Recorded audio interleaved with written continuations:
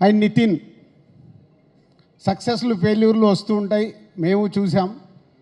Yes, Nitin కొంచెం last 4-5 సినిమాలు ఆడలేదని లోలో ఉన్నాడు. Is come back film.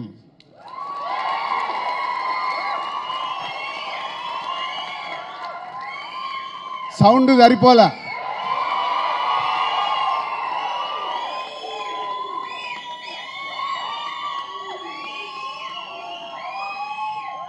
ఎందుకంటే అందరము సక్సెస్ అవుతాం, ఫెయిల్ అవుతాం.